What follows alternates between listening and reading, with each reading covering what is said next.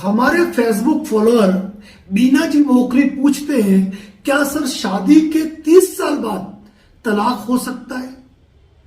तलाक के लिए कोई समय सीमा निर्धारित नहीं है कि आप 5 साल बाद, 10 साल बाद, 20 साल बाद, 25 साल बाद, 50 साल बाद तलाक नहीं ले सकते।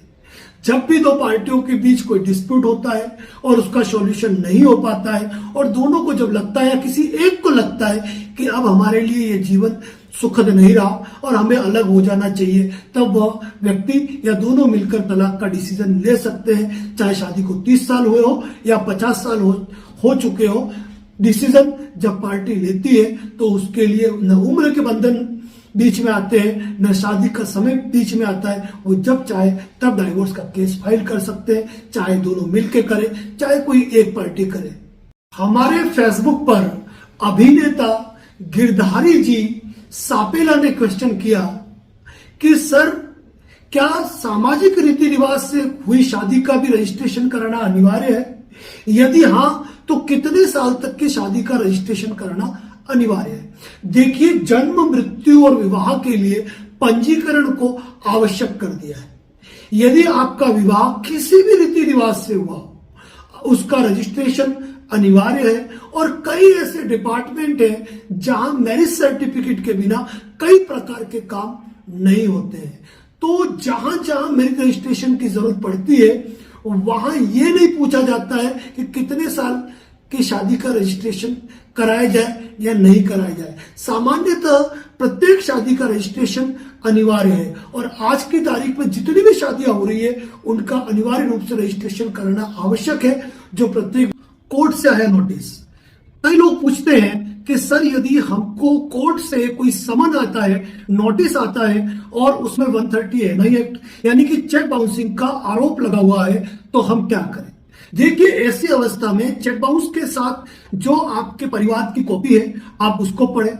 उसको पढ़कर समझे कि आप पर किस व्यक्ति ने कितनी राशि का और किस तरीके से चेक अनादरण का मुकदमा दायर किया हुआ है। उसके बाद सर्वप्रथम आपका काम यह है कि आप जिस कोर्ट का समन है, उस तारीख पर कोर्ट में उपस्थित हो और अपनी जमानत करवाए। और जमानत करवाते हुए अपने वकील साहब के माध्यम से पूरी स्टोरी उनको जानकारी दे कि इस मामले में आपका बचाव कैसे हो सकता है। दूसरी बात, यदि आपको लगता है कि सामने वाले ने सही तरीके से चेक बाउंस किया है और आपको उसको राशि देना बनता है, लेकिन आपके पास तुरंत पैसा नहीं है और आप कुछ मोहलत चाहते हैं, तो इस संदर्भ में आप भी इस मैटर में वार्ता करके समय आगे ले सकते। दिनेश जी वैष्णव पूछते हैं कि सर, लड़का लड़की अलग अलग जाति के हैं, उन्होंने शादी करके नगर निगम में मैरिज रजिस्ट्रेशन सर्टिफिकेट जारी करवा दिया, अब उन्हें सरकार से क्या फायदा मिलेगा?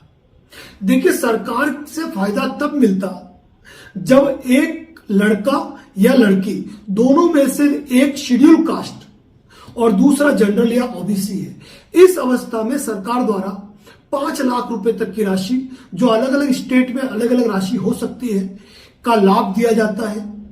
लेकिन यदि इसके अलावा कोई ओबीसी है, दूसरा जनरल है, या फिर कोई ओबीसी है, दूसरा एसटी है, ऐसी अवस्था में वो लाभ नहीं मिलता है। सरकारी लाभ तभी मिलेगा जब एक शेड्यूल कास्ट का, दूसरा जनरल या ओबीसी हो, तभी यह लाभ प्राप्त होगा। शैलेश जी गौड़ कहते हैं कि सर, बहनों ने साल 2004 में अपना हिस्सा न लेने पर सहमति दी और नामांतरण हो गया और अब बहनें हिस्सा मांग रही है, क्या करूं? आपकी व्यक्तिगत इच्छा है। यदि आप बहनों को हिस्सा देना चाहें तो दे सकते हैं, और यदि ऐसा है कि आप हिस्सा नहीं देना चाहते हैं तो साल 2004 से नामांतरण हो चुका है और यदि उन्होंने सहमति दी है तो उनके सहमति पत्र लगे हुए हैं जो कि उनके सिग्नेचराइज है। साथ ही हो सकता है कि उन्होंने रिलीज डीड जारी की हो। ऐसी अवस्था में वह कोई कानूनी स्टेप उठाए, ऐसा प्रतीत नहीं होता है, न ही वो कोई कानूनी कदम इस अवस्था में उठा सकती है। तो यह आपके भाई बहनों का आपस का मामला है, जिनमें आप बैठकर आपस में समझाइश कर सकते हैं और उनकी कोई छोटी मोटी मांग हो, एक भाई के रूप में आप द्वारा पूरी की जा सकती है। अमित इलेक्ट्रीशियन के नाम पर फेसबुक पे आईडी है और उनका सवाल यह है कि सर मेरे लोन की जो किस्त है हर महीने में फाइनेंस कंपनी में जाकर नगद जमा करवा देता हूं, उसके बावजूद मेरे खाते में हर महीने बाउंसिंग चार्ज लग रहा है, मैं क्या करूं? जाहिर सी बात है, बाउंसिंग चार्ज इसलिए लग रहा है क्योंकि आपने उस लोन के लिए ईसीएस या एनएसीएच करा रखा है, ऑटो डेबिट करा रखा है। इस कारण आपके खाते में हर महीने किस्त लगती है और आपकी किस्त बाउंस हो रही है। ऐसी कंडीशन में जब आप नगद जमा करा रहे हो तो आपको अपनी बैंक को और फाइनेंस कंपनी को एप्लीकेशन देकर आपका एनएसीएच, ईसीएस या जो ऑटो डेबिट आपने कर रखा है आपको उसको रोकना पड़ेगा, नहीं तो बाउंसिंग चार्ज हर महीने कटते रहेंगे। तो यह स्टेप आप उठाएं। हमारे फेसबुक फॉलोअर ब्रिज किशोर जी कहते हैं कि सर लड़के की बहू, लड़के की पत्नी उसके मायके जाकर बैठी है और लंबे समय से नहीं आ रही है, हम काफी प्रयास कर चुके हैं, हमें क्या करना चाहिए? आपको तुरंत अपने नजदीकी एडवोकेट से मिलकर उन्हें एक लीगल नोटिस देना पड़ेगा कि वह आपके घर पर आकर रहे और अपने दाम्पत्य अधिकारों का और दाम्पत्य कर्तव्यों का निर्वहन करें। और ऐसी कंडीशन में नोटिस का पालन न करते हुए आप अपने संबंधित फैमिली कोर्ट के अंदर सेक्शन 9 के अंतर्गत दाम्पत्य अधिकारों की पुनर्स्थापना का एक प्रार्थना पत्र पेश करेंगे, जिस पर कोर्ट द्वारा ऑर्डर किया जाएगा कि वह आपके बेटे के साथ आकर रहे। यानी कि सेक्शन 9 के अंदर केस फाइल होता है, जिसमें अगर लड़की को समन जाते हैं और लड़की कोर्ट में उपस्थित होती है और उसको जो अपना पक्ष रखना होगा वह रखेगी। अगर वह उपस्थित नहीं होती है, ऐसी अवस्था में कोर्ट द्वारा आपके पक्ष में एक्स पार्टी ऑर्डर किया जा सकता है।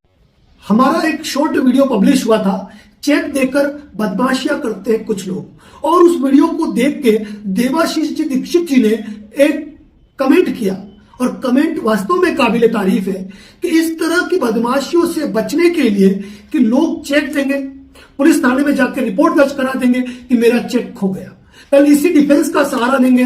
तो सबसे बढ़िया बात कही उन्होंने कि जब भी किसी व्यक्ति को पैसा देते हैं या फिर उसके बदले में चेक लेते हैं तो हाथों हाथ उसके स्टाम्प पर लिखा पढ़ी करके 2 गवाहों की उपस्थिति में फोटो लगाकर एग्रीमेंट करके उसको नोटराइज रजिस्टर में चढ़ाकर उसकी नोटरी करवा देनी चाहिए, ताकि पार्टी कभी यह न कर पाए कि मुझसे जबरदस्ती चेक लिया गया या फिर मेरा चेक चोरी हो गया, मेरा चेक गुम गया। इस तरह के बहानेबाजी न कर सके और पेमेंट देना भी प्रमाणित का हो जाए, ताकि कभी पार्टी दूसरा कोई गलत रास्ता इस्तेमाल न करे। धन्यवाद देवाशीष दीक्षित जी एक अच्छे कमेंट के लिए। फॉलोअर वीरपाल सिंह जी पूछते हैं कि सर क्या कोई बुजुर्ग व्यक्ति अपनी औलाद के अतिरिक्त किसी और को वसीयत कर सकता है, और यदि करता है तो क्या वह वसीयत मान्य होगी? जी हां, कोई भी व्यक्ति किसी भी अन्य व्यक्ति को वसीयत कर सकता है। वसीयत करने पर व्यक्ति उस व्यक्ति को वसीयत क्यों कर रहा है, आखिर ऐसा कौन सा प्रेम, स्नेह या दूसरा कारण है जिस कारण से उसने अपने औलाद के अतिरिक्त दूसरों को वसीयत की है, वह अपनी जानकारी उसमें मेंशन करता है। औलाद के अतिरिक्त दूसरों को वसीयत करने से अलग यह भी हो सकता है कि कोई व्यक्ति चाहे तो अपनी संपत्ति किसी ट्रस्ट को भी दान कर सकता है, और ऐसी की गई वसीयत बिल्कुल मान्य होगी। और ऐसी वसीयत यदि रजिस्टर्ड है तो उससे चुनौती देना भी मुश्किल हो सकता है। तो कोई भी व्यक्ति किसी को भी वसीयत कर सकता है, बशर्ते क्योंकि उसका। अंजलि गोवर्धन जी पूछते हैं कि सर प्रॉपर्टी का विवाद चल रहा है, क्या इसको हम लोक अदालत में डाल सकते हैं? देखिए, जब दोनों ही पक्षकार आपसी सहमति के आधार पर और जिन शर्तों के आधार पर समझौता करना चाहते हैं और अपने मामले को खत्म करना चाहते हैं, तब वह व्यक्ति, दोनों ही पक्षकार इजीली लोक अदालत में जा सकते हैं। वहां उनका क्या समझौता हो रहा है, क्या शर्तें निष्पादित हो रही है और किन आधार पर उस प्रकरण को फैसल करना चाहते हैं, वह तय कर सकते हैं। और ऐसे आधार पर अपने बरसों चल रहे विवादों को लोक अदालत में डालकर आपसी समझौता करके इन मामलों को खत्म किया जा सकता है। और लोक अदालत में हुआ समझौता दोनों ही पक्षकारों पर समान रूप से बाध्यकारी होता है। तो आप ऐसा कोई भी विवाद जिसमें कि आप आपसी राजीनामे योग्य है, उनमें राजीनामा करके लोक अदालत की भावना से आप उन केसों का निस्तारण कर सकते हो और वह समझौता आप दोनों पक्षकारों के लिए बाध्यकारी रहेगा। सोलंकी कहते हैं कि सर भाई की शादी को 10 साल हो चुके हैं और पत्नी तब से अपने पीहर बैठी हुई है, न वह घर आना चाहती है न वह तलाक देना चाहती है। तो देखिए, जब ऐसी स्थिति है तो आपको पहले ये डिसाइड करना पड़ेगा कि आप तलाक लेना चाहते हैं या उनको घर लाना चाहते हैं। यदि आप उनको घर लाना चाहते हैं तो आप सेक्शन 9 के अंदर फैमिली कोर्ट में अपना केस फाइल कर सकते हैं। लेकिन यह बात स्पष्ट है कि यदि वह घर नहीं आना चाहते हैं और चूंकि 2 साल से अधिक का समय, आप तो 10 साल कह रहे हैं, लेकिन 2 साल से अधिक का समय हो चुका है कि दोनों के मध्य दाम्पत्य जीवन नहीं है, ऐसी अवस्था में आप डायरेक्टली डाइवोर्स का केस फाइल कर सकते हो। यदि वो अपीयर होते हैं तो अपनी बात रखेंगे, यदि वो अपीयर नहीं होते हैं तो ऐसी अवस्था में एक्स पार्टी डिसीजन हो जाएगा और डाइवोर्स ग्रांट हो सकता है। तो ऐसे मामले में अगर 10 साल हो चुके हैं तो अब आपको देर करनी नहीं चाहिए। चेतन जी जैन कहते हैं कि सर, एक व्यक्ति ने मुझे चेक दिया, चेक बाउंस हो गया, मैंने उसको नोटिस दिया, वो मुझे राशि का भुगतान नहीं कर रहा है और कहता है जाओ कैश कर लो, जो करना है वो कर लो, कोर्ट के चक्कर काट काट के थक जाओगे, मैं क्या करूं।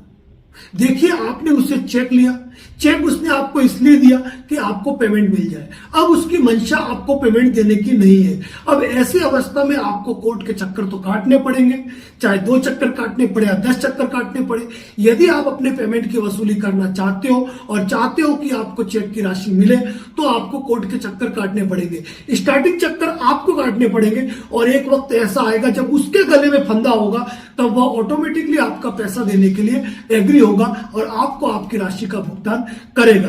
बस बात यही है कि आप कोर्ट जाने से घबराए नहीं, अच्छा वकील करें और केस फाइल करें ताकि आपको रिलीफ मिल पाए, दूसरा कोई रास्ता नहीं है। शंकर जी मोदी पूछते हैं कि सर, चेक कितनी बार बाउंस होने पर कोर्ट का सहारा ले सकते हैं। देखिए, ऐसा कोई स्पेसिफिक रूल नहीं है। यदि आपका चेक बाउंस हुआ पहली बार के अंदर ही, आप चेक बाउंस होने पर रिटर्न मेमो पे जो तारीख है उस तारीख से 30 दिन के अंदर नोटिस भेज सकते हो। सामने वाले को नोटिस मिलने या फिर रिटर्न होने के तारीख से 15 दिन पश्चात और उसके 1 महीने के भीतर आप कोर्ट में केस फाइल कर सकते हो। पर कभी कभी ये होता है कि किन्हीं कारणों से चेक बाउंस हो जाता है और सामने वाली पार्टी ये कहती है आप वापस चेक लगा दीजिए, आपका चेक क्लियर हो जाएगा। उस अवस्था में आप दूसरी बार या तीसरी बार भी पेश कर सकते हो। लेकिन जब भी आप नोटिस भेजेंगे या कानूनी कार्रवाई करेंगे तो अंतिम बार बाउंसिंग का जो रिटर्न मेमो है उसके आधार पर ही आपको कार्रवाई करनी होगी। बाकी एक बार चेक बाउंस होने पर भी आप कोर्ट का सहारा ले सकते हैं। पर आर्थिक उमठेकर जी पूछते हैं कि सर, सामान्यतः पुलिस थाने में एफआईआर पुलिस वाले दर्ज क्यों नहीं करते हैं। देखिए, ये एक विस्तृत विषय है, इस पर लंबी चर्चा की जा सकती है, लेकिन शॉर्ट में जवाब यह रहेगा कि किसी पुलिस थाने में जितनी ज्यादा एफआईआर दर्ज होती है, मतलब उस पुलिस थाने में उतना अपराध बढ़ा है। एनसीआरबी में अपराध के आंकड़े बढ़ने पर उस पुलिस थाने की छवि और उस जिले की छवि प्रभावित होती है। दूसरी बात यह है कि कई मामलों को पुलिस परिवार पे रखती है और उस पर जांच करते हुए आवश्यक पाती है तो ये एफआईआर दर्ज करती है। तीसरी बात यह है कि पुलिस के पास संसाधनों की कमी होती है। जैसे वह एफआईआर दर्ज करती है, वहां पे एक अनुसंधान अधिकारी नियुक्त होगा, उसे पूरी प्रोसीडिंग के साथ काम करना पड़ेगा और यदि अपराधी या आरोपी कहीं बाहर है तो उनको गिरफ्तार करने के लिए, उनके आगे की प्रोसीडिंग के लिए उनको चक्कर काटने पड़ते हैं वहां के। कुल मिला के ऐसे बहुत से कारण हैं जिनके कारण पुलिस सामान्यतः एफआईआर दर्ज करने से बचती है और सबसे बड़ा कारण यह है कि इससे थाने की जो रैंकिंग है वो प्रभावित होती है। कैलाश जी किलेदार पूछते हैं कि सर, एक पार्टी का चेक बाउंस हो गया लेकिन वह घर छोड़कर भाग गया है, अब मैं नोटिस कहां भेजूं। तो देखिए, आपका चेक बाउंस हो चुका है, इससे कोई फर्क नहीं पड़ता कि पार्टी घर छोड़ के भाग गया है, उसके घर पे ताला लगा हुआ है या वह इस शहर में नहीं रहता है। आपके पास जो एड्रेस है, आपका काम है उस एड्रेस पर नोटिस भेज दो। पोस्टमैन वहां नोटिस लेके जाएगा, यदि वो व्यक्ति नहीं मिलता है तो उससे संबंधित कोई भी रिमार्क लगाकर वह नोटिस भेज देगा और इस आधार पर कि नोटिस रिटर्न लौट के आ गया, आप 138 एनआई एक्ट के अंतर्गत कोर्ट में परिवाद प्रस्तुत कर सकते हैं। पर मुख्य मुद्दे की बात यह है कि जहां नोटिस आप भेज रहे हो वह व्यक्ति पहले वहां रह चुका हो या वहां रहा हुआ हो, यह बात आपके लिए जाननी बहुत आवश्यक है। फिर उसके बाद वह घर छोड़कर चला गया, ताला लगाए, शहर छोड़ के चला गया है, लेने से इनकार किया, चाहे कुछ भी हो, उससे कोई फर्क नहीं पड़ता, आपका केस फाइल हो जाएगा। कि सर, रजिस्ट्री करवाई, प्लॉट सेल किया, 3 लाख का चेक सामने वाली पार्टी ने दिया, रजिस्ट्री हो गई, बाद में चेक बाउंस हो गया, क्या करूं। आप 3 कार्रवाई कर सकते हैं। चूंकि सामने वाले व्यक्ति ने आपका विश्वास भंग किया, उसने आपके साथ धोखाधड़ी की है, आप 420, 406 के अंतर्गत पुलिस में एफआईआर दर्ज करवा सकते हैं। चूंकि चेक बाउंस हुआ है, आप नोटिस देके 138 एनआई एक्ट के अंतर्गत चेक बाउंसिंग का मुकदमा कर सकते हैं। साथ ही आप रजिस्ट्री को निरस्त कराने की कार्रवाई भी कर सकते हैं। तीनों ही रेमेडीज आपके पास मौजूद है, लेकिन तीनों ही रेमेडी में आपके लिए बेस्ट विकल्प यह है कि आप प्रॉपर्टी की रजिस्ट्री को निरस्त करने की कार्रवाई अमल में लाए, ताकि प्रॉपर्टी की रजिस्ट्री निरस्त होगी, यानी कि प्रॉपर्टी का स्वामित्व पुनः आपके नाम होगा। ऐसी अवस्था के अंदर आपको रिलीफ जल्दी प्राप्त होगा। मोहम्मद जी कहते हैं कि सर चेक बाउंस करवा दिया, कोर्ट में केस भी फाइल करवा दिया, सामने वाले आरोपी ने बेलेबल वारंट जारी होने पर खुद की जमानत करवा दी, पर वह पैसे नहीं दे रहा है। देखिए 138 का जो केस है वो कोई रिकवरी सूट नहीं है, ये क्रिमिनल ऑफेंस है जिसकी ट्रायल चलती है और सामने वाला दोषी सिद्ध होता है तो चेक से दोहरी राशि और 2 साल तक के जुर्माने का प्रावधान है। अब उसने तुरंत जमानत करवाई है, कोर्ट की ट्रायल चलेगी और जैसे जैसे आगे ट्रायल चलेगी और उसको लगता है कि मेरे गले में अब फंदा पड़ने वाला है, अब मुझे सजा होने वाली है, तभी वह आपका पैसा देने का सोचेगा और तभी आपकी राशि चुकाने की बात करेगा। कभी यह मत सोचो कि आपने चेक बाउंस का केस कर दिया, पार्टी जमानत कराते ही आपको आपकी राशि चुकाने के लिए तत्पर हो जाएगी, तैयार हो जाएगी। आपको लड़ना पड़ेगा, ट्रायल आपको फेस करनी पड़ेगी, तभी सामने वाली पार्टी झुकने के मोड़ पे आएगी और आपको आपकी राशि का। चेक के मामले में एक बहुत बड़ी परेशानी ये है कि अक्सर लोग ब्याज पे पैसा लेते हैं, वह मूल भी चुका देते हैं, ब्याज भी चुका देते हैं। सामने वाला जब पैसा लेता है तब ये कहता है ये चेक मैं आपको लौटा दूंगा, ये स्टाम्प मैं आपको पहुंचा दूंगा या मैं इसको कैंसिल कर दूंगा। लेकिन कुछ समय बाद देखते हैं कि उस व्यक्ति ने चेक बाउंस करा के आपके ऊपर मुकदमा कर दिया, क्योंकि गलती आपकी है, आपने उस पर भरोसा किया।